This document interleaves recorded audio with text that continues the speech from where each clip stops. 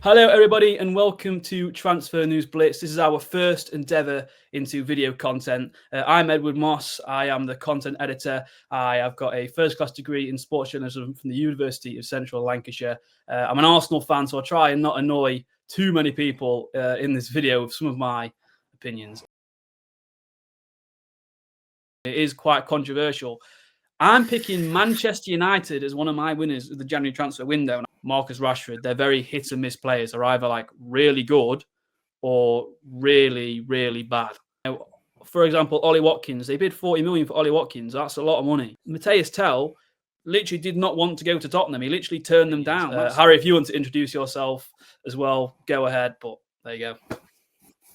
So hello, my name's Harry Whitfield. So I'm the deputy content editor for the Transfer News Blitz.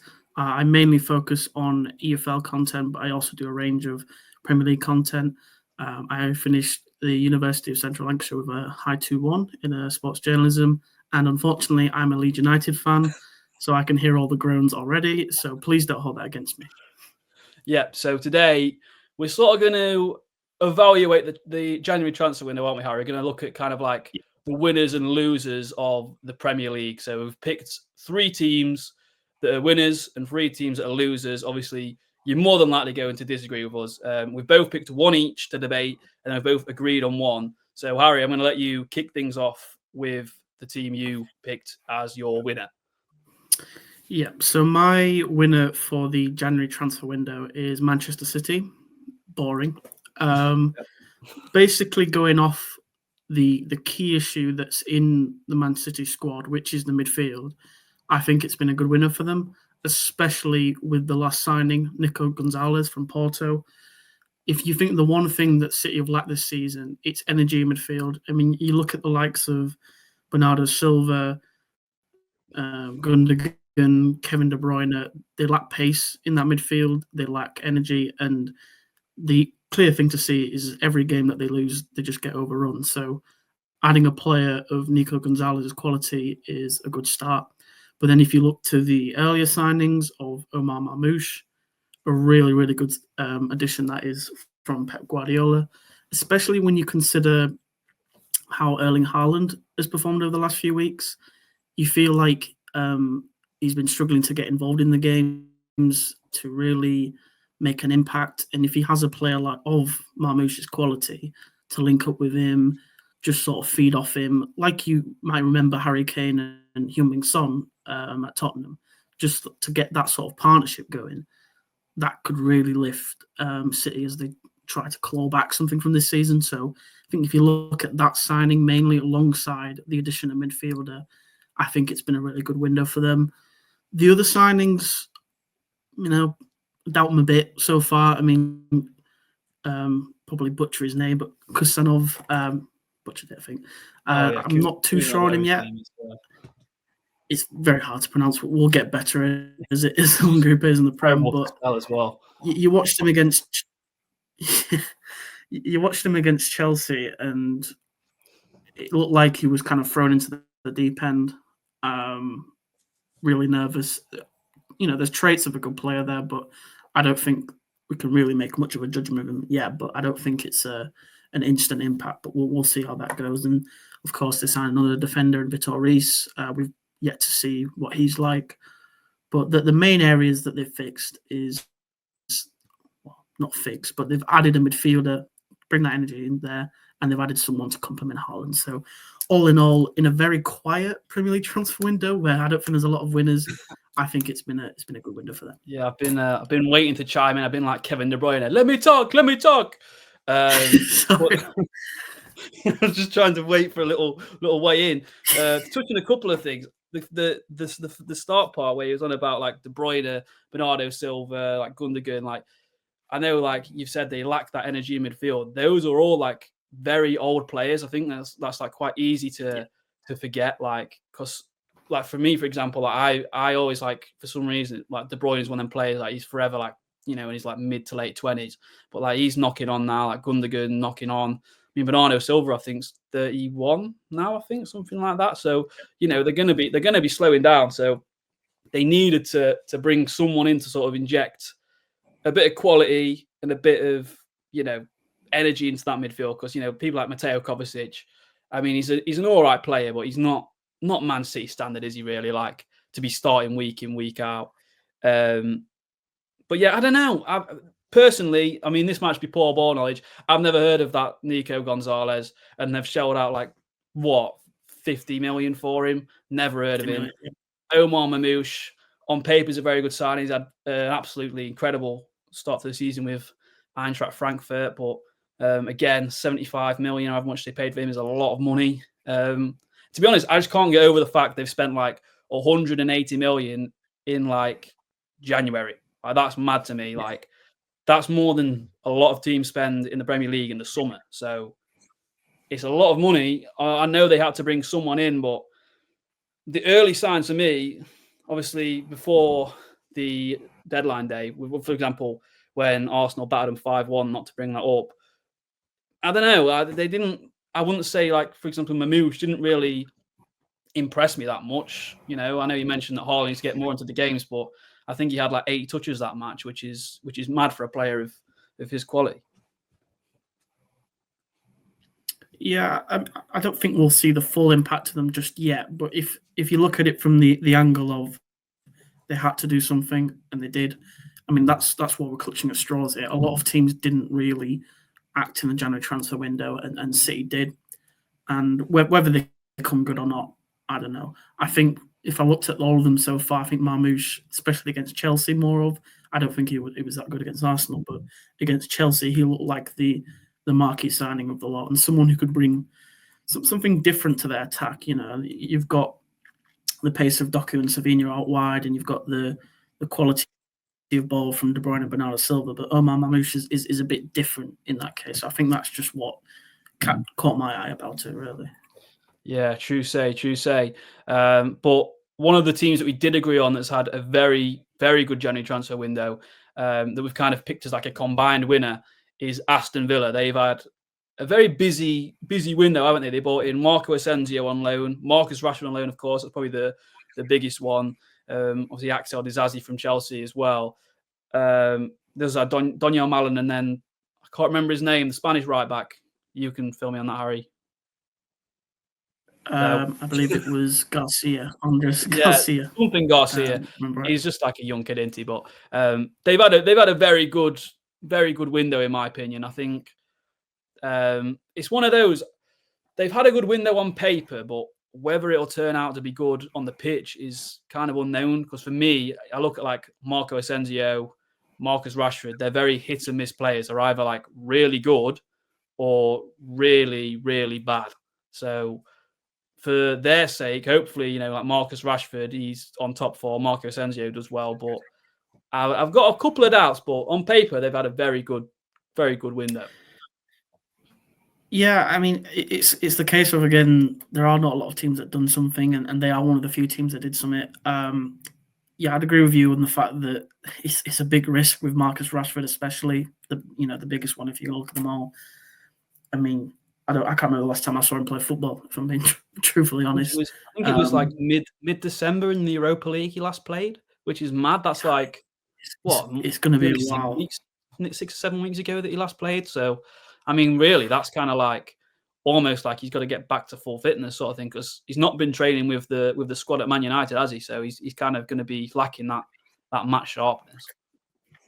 Yeah, I want the fitness, but I also think the attitude is the big question as well.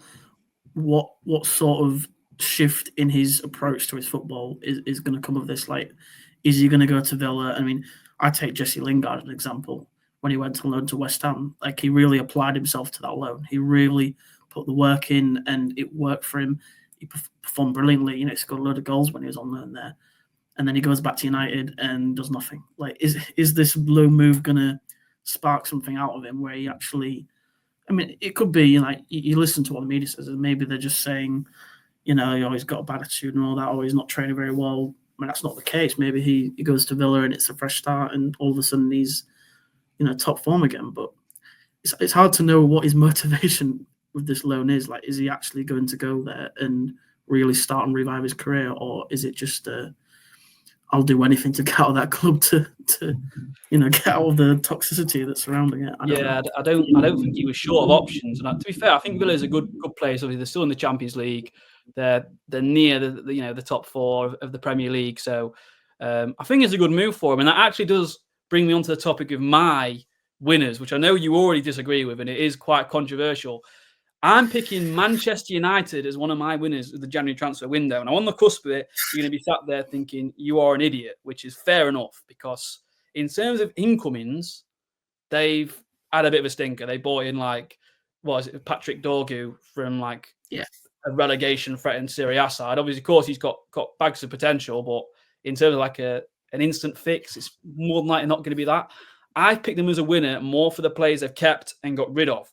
You mentioned Marcus Rashford's attitude. Obviously, it's not been great, and I really likened it to Pierre-Emerick Aubameyang at Arsenal a few years ago, just before he left. He's a big personality in the changing room. He had, he wasn't playing very well, and when he was dropped from the team, he kind of just, started having disciplinary issues. Going away when he wanted to, just having a stinking attitude, and just stink the gaff up really. And you think, with big players, when they're doing that, the younger players, the other players, they're going to start doing it. So they needed to make an example of him. You look at, for example, Marcus Rashford, when he was left out of the matchday squad at Man City with Alejandro Garnacho. Look at the difference. Ruben Amorim's come in and he's gone, right, Marcus Rashford, he's been at the club for however many years. He's one of the best attackers at the club. And he's gone, no, I'm not having it. You're out. Same as Garnacho. And that's kind of put a stamp on it. They're like, whoa, if he can do that to, one of the best players who's been here for, 15, 20 years, he can do it to me as well. And I think that's a good thing as well. And of course, he also got rid of Anthony. He was just absolutely useless. I mean, I'm not even going to say anything else on him. He's just absolutely rubbish. So it's good that they got rid of him. But then on the topic of Garnacho, they've also kept hold of him and Kobbie Mainoo, who were both linked with moves away. And I think really, you look at that. 12 months ago, if you had said Manchester United are looking at signing Kobbie Mainoo, you'd think they're mental, because that's like Bukayo Saka going to Liverpool, Phil Foden going to Chelsea. It's kind of they're not going to let their star boy go. But I would class him as a winner. I know you definitely disagree with me, but I think they've, in terms of winning, I think they've not turned out too bad. Well, what I'd raise to you is that, yes, they've kept certain players, but that's not enough, is it, really, for Man United? Are the expectations that low that a good window for them is not losing their 2-star academy players? Maybe we're living in the past that Man United have higher expectations from 10, 15 years ago, and it's different to how it is now because in the situation. But you watch their games. I mean, some of the football they play under Amorim is really good. They play some decent football, especially when they go forward. But they've got no forwards to score the goals. I mean, the last game against Palace was all about just not being clinical enough, and obviously the defensive mistakes at the back. But if you've got a goal scorer, you can outright some of your bad defensive errors. But they've got they paid nearly 70 million for Højlund and nearly 40 million for Xerxes, and neither of them are chipping in with goals as of late. So that for me was a key issue that they needed to somewhat rectify in this window. And I think one of the options was Matthias Tell, who went to Tottenham in the end. And I think we've heard of that they did look at him, and they felt it was too good for them. It wasn't a deal that was worth it. Sorry, is what I meant. They didn't want to take in someone buying his own product and sort of develop him. They thought they were too good for that. But are they really? Is what I'd say to you. Are they really too good not to have done that? My main argument is, you mentioned there, is it Man United standards to, just be happy with keeping their best players? But where would they be without Mainoo and Garnacho? If them two left, like you've mentioned there, I mean, Højlund, awful, Atalanta have absolutely ripped him off there. Xerxes, God knows what he's doing. He sent his twin over from Italy. So, I think they would be up a creek without a paddle if they'd have got rid of Garnacho and Mainu. But obviously, like I say, we've agreed to disagree. We are kind of moving on to the stinkers now, so I'll let you go on to your stinker, which I'm not too happy about. But I'll let you explain your argument. Well, unfortunately, my big loser for this window is Arsenal. Plainly and simply because for the multiple window in a row, they have not signed a goal scorer, a striker. So for the rest of the season, they are relying on, well, they're not relying on Gabriel Jesus because I think he's out for the rest of the season. So they're relying rest of the year. Wow. So they're relying on Kai Havertz. Now, sometimes he scores goals, but most of the time he's missing opportunities. And when you are second place and you are trying to chase down an almost perfect team in Liverpool, I think you need a top-proven goal scorer to go and chase after them. And that is the one thing that Arsenal don't have. And you add to it with your top winger or your top sort of inside forward, Bukayo Saka, injured as well.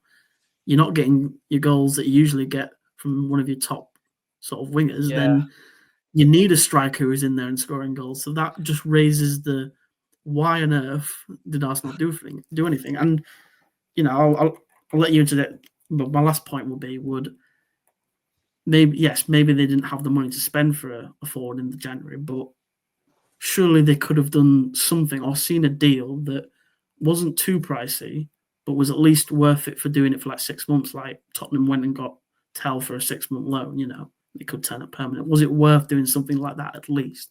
I don't know. I'll let you give your thoughts on that. Yeah, it is frustrating because, I don't think money is an issue because, for example, Ollie Watkins, they bid 40 million for Ollie Watkins. That's a lot of money. And they came back and said, 60 million pounds, we can have a talk. And they raised the Arsenal hierarchy. They raised some concerns. Oh, he's 29. He's 4 years down the line. He's going to be washed. Well, we're not on about 4 years' time now. We want someone for now. Ollie Watkins is, in his prime. He's going to be in his prime for at least 2 or 3 years. Like, yeah, all right, fair enough. You're not going to be able to sell him for, what you paid for him. But Ollie Watkins will win you the Premier League. Ollie Watkins will get you into the last stage of the Champions League. Kai Havertz won't do that. You watch Arsenal anytime this season. I'll use the Wolverhampton game, for example, where, we scraped a 1-0 win. Kai Havertz had 3 opportunities that you put Alexander Isak, Ollie Watkins, Benjamin Sesko. They've got a hat-trick in that match. The game's done before Lewis Skelly even gets sent off. But because Kai Havertz has not got that clinical edge to his game, they don't. And like you mentioned them, Matthias Tell, Marcus Rashford, it is frustrating. Matthias Tell literally did not want to go to Tottenham. He literally turned them down. That's your time. He's in London. He's touched down. Do a Sol Campbell. Do a Chelsea when he's going for millions going to get him. Go and get him. Get him on loan. Get him in for 50 player. No one wants to join Tottenham.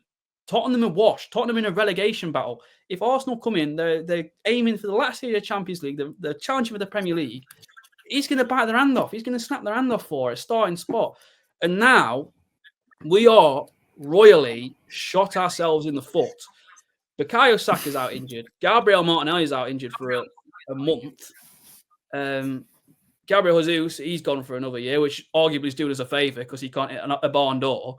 But, you're relying on Kai Havertz, Leandro Trossard, Raheem Sterling as our fit, free attacking players. You chuck Ethan Nwaneri in there, but he's 17 and a midfielder. But fair enough to him. He's done a good job so far, bless him. But, that is a lot of football and a lot of ask to 3 or 4 players. If one of them gets injured, what happens? 2 of them get injured, I don't know. It's very frustrating from an Arsenal standpoint. The only counter argument I can give is that on the very hopeful pretenses that Arsenal go all out for someone in January, I'm literally praying, go and get Alexander Isak in the summer. Go and put your money where your mouth is. You've not signed anyone in January. There's got to be a reason for that. I agree. Maybe it's not a bad thing that they've not signed anyone because the right player wasn't available for the right price. But in the summer, they've got to go. They've got to go to Newcastle. How much you want for Alexander Isak? 120 mil. You've got to put your money where your mouth is. Benjamin Sesko, 60, 70 mil. put your money where your mouth is. Go and bring someone in that's going to score the goals. You look at Liverpool, they've got Mo Salah who bags them. City, they've got Erling Haaland, bags them. Arsenal have not got that person that's going to bag you 20, 30 goals a season. Bukayo Saka will get you 30, 40 goal contributions, but you will not score you 15, 20 goals a season. But yeah, I do agree. My final thing would be is with Mikel Arteta and the Arsenal board, does there need to be a bit more communication about, look, we haven't signed the striker in January because we're going to focus on the summer, or we think we can get through the rest of the season and still challenge for the trophies without the striker? And then also the question is, I think this was an issue at the start of this season in the summer. This was an issue 2 years ago. It was an issue 2 years ago. Arsenal have been really crying out for someone clinical for a couple of years, if not longer. So it does beg that question. I think there needs to be something needs to change, because you look at Mikel Arteta in the media, every 2 or 3 days he's moaning, saying, we're actively looking. We're actively looking. He's crying out to the people above him, go and get me someone. He wants Ollie Watkins, and they don't get him because he's 29. It reeks of Jamie Vardy a few years ago, Luis Suarez when they bid £40 million and £1. Like, what's the point? just go and pay the money. Imagine that Luis Suarez at the Emirates paid fucking £40 million and £1 for him. It's a joke, but yeah, something needs to happen.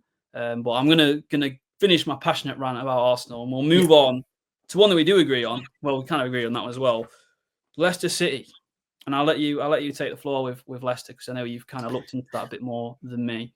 Yeah, I mean, again, there's not a lot to look into. That's one of the main reasons that I think we've picked them, is because if you look at the situation now, there are 3 teams that are set on going down, and that looks like Leicester City, Ipswich Town, and Southampton. Now, of the 3 teams, Leicester did the less. I'm not saying that what Southampton and Ipswich did was, any good. I think Ipswich, out of the 3 of them, did pretty well, especially with players like Cisco and, Philogene. Those are some good ones. But I think I've singled out Leicester just because, of all the 3, they've chosen not to do something. And I really do question that. It's like, what you've done so far this season, you can look at that and think, we're not going to do anything. We're not going to add to our squad. We're not going to rectify anything. We're going to stick by Van Nistelrooy. We're going to back him. If he doesn't want any players in, I mean, that's the thing. Is it the owner or is it the manager? We don't want anything in. What's their plan? Is it just to stick with what they've got and hope? At least Ipswich and Southampton have reacted. I mean, I can look at Leicester's squad, and there are some good players in there. Bonote from Brighton, that was a really good loan signing. El Canous, that was a really good. I butchered that name again. I'm really sorry. A really good attacking midfielder. Bit strange how they don't use. I think they don't use Stefan Mavididi much this season, but maybe he's had a few injuries. Again, sorry if he has, but it's just. I personally, if I was a fan of Leicester, I wouldn't understand why they haven't done anything, and I'd want a bit of clarity about: are you certain that what you've got now is enough? You just want a bit more communication on that front. Well, I saw a couple of reports actually mid-January about Ruud van Nistelrooy wanting to leave, wanting to walk away, because when he was appointed, he'd been promised to be backed in the window. He'd not. And you look at them bottom 3. Obviously, Ipswich are what they are. I don't think they really ever expected to come up after getting promotion to the Championship. That's completely unrealistic. Obviously, Southampton, we'll get onto them in a minute because they're just terrible. So out of them 3, you really thought Leicester are the ones that can push on and stay up, and they aren't good enough to stay up at the minute. That's just a fact. They have not got the players to stay up. The teams around them, like Everton, they've got David Moyes, who's been doing bits for them. Wolves have kept hold of Mateus Cunha, which is a massive boost for them, and they're the players that will keep you up. And Leicester for me, they just have not got anyone in their squad that can really keep them up, can win them points. And I think they're going to go down now. I really do. I think all three bottom sides will go down. Yeah, it's pretty much nailed on, and unfortunately, it's a bit of a norm as of late that you come up from the Championship and it's a hard fight to try and get that balance or find the players that you can improve. I mean, I think what Ipswich are really doing in some sense is buying players that, when they go down to the Championship, they might be able to get good fees for, or use in the Championship to go back up again. So, it's a difficult one for all three teams, I understand, but I think we just single out Leicester because you think they're the team that's decided not to do anything or very little, and that might come back to bite them really. And then I have singled out Southampton as well, purely because I don't know what they're doing really. Admittedly, I've not got the best knowledge of the Championship, but looking at the players they've signed, I don't even think they'd get into a Championship side. I think they've just signed 4 players. I don't even know who they are. I don't know if that's poor ball knowledge from me, but I've just got no clue. So for me, fair enough. Like, they're already resigned to going down. They've got 9 points. They're in February, not even got double digits. Like, yeah, you've had a stinker, lads. Like, you're going down. I think we knew that probably in October, but I don't know. I just liked them to have signed someone to at least have looked like they wanted to make a bit of an effort to stay up, or at least even, like you say, like with Ipswich, they've signed a few players that, are top Championship players for next year, or, they can get a good fee for, but they've not done that. And then I think they've just left themselves a bit light as well. Like, I know, for example, Ben Brereton Diaz didn't really get a look in, but, he's gone. Adam Armstrong's gone, who's played a lot of football for them this year. Admittedly, not been very good, but he's still one of their key players to me, and they've let both of them go on loan. And I mean, I just think they've left themselves very light in attack. Obviously, defensively, they're just dreadful. I'd really be surprised if they don't go down. I mean, I say that they're certain to go down, but I think you have to look at the managers a bit as well. I mean, we talk about transfers a lot, but managerial appointments. I mean, Southampton's appointment, Illich. I don't even know his name. I'm going to be brutally honest with you. He's can't see much improvement with him at the helm. Van Nistelrooy, I really was bemused by that appointment because, it was based off the fact of what he did in interim charge of Man United in games against teams like Leicester themselves, which they beat comfortably. I mean, he beat Leicester twice, didn't he? He beat Leicester twice in charge of Man United. He battered them. And you know what? It's quite sad to see because I know that, in the past, people have moaned that young managers don't get much of a chance and all that. But it is quite sad to see the era gone of where, like, managers get the sack, and then you get your Big Sams, your Mark Hugheses, your David Moyes coming. I know David Moyes has technically, got a job. Well, he has got a job. But, them sorts of managers that, they kind of survival specialists, they're bought in and they make the great escape. It's kind of sad to see that sort of era is gone. And now teams just like I say, bring in people. I mean, I've never even heard of the Southampton manager before he was appointed. And, the likelihood of him keeping the Saints up is very, very slim because, it's a tough league to stay up in. Yeah, I mean, if you're going off the last teams that went up from the Championship and what they did, Fulham with Marco Silva, I think that was a good appointment. A manager that did well within the Championship and is kept going with them and they've stuck at it. You're not going to get anywhere when you're changing and you're putting in the likes of someone like Van Nistelrooy who's very little experience. If you're going to go with a young manager, I think it's best when you do it at the level of the Championship and League One, because then they can get games under their belt where it doesn't matter as much, and then when they get to the big time, it's like what Kieran McKenna's doing now. He's had the season in League One and the Championship, and now he's in the Prem. And although it's not going amazingly, he's had the previous experience of doing well in the lower leagues before he actually gets to the big time. Same as Vincent Kompany, obviously gone on to Bayern Munich now, hasn't he? After having a lot of success in the Championship, not so much in the Premier League with Burnley, but he's gone on to big things. To be honest, I didn't actually hate the appointment of Van Nistelrooy. I think he was actually a promising young manager. He is a promising young manager, but it is sort of a bit of a suicidal job, isn't it? Someone like a Leicester or a Southampton at this point in the season, where especially when you're not going to get backed in the window because that they're already not good enough. But I think if you are going to appoint him, then if you do go down, stick by it and let him do a season in the Championship and then see, like, okay, when he's in that level, can he do something? And if you can't do anything at that level, that's when you really got to think, yeah, no, we got to go separate ways. Yeah, Because, if you it know, turns out if to you're be not a going bit to of cut it Wayne at that Rooney, level, then yeah, sack him off. yeah, exactly. I mean, if you can't cut it at that level, then you're just not going to cut it at all. So, No, part definite ways. loser for Southampton, going straight down. Thumbs down. Hopefully they can beat Derby County's tally of 11 points, but you never know. I'd honestly not be surprised if they didn't. No, But, I wouldn't.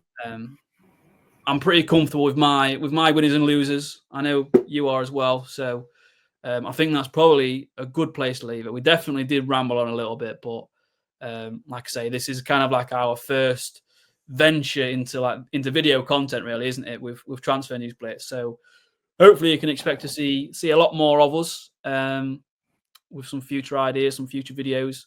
But yeah, thank you very much for watching, and we'll catch you next time.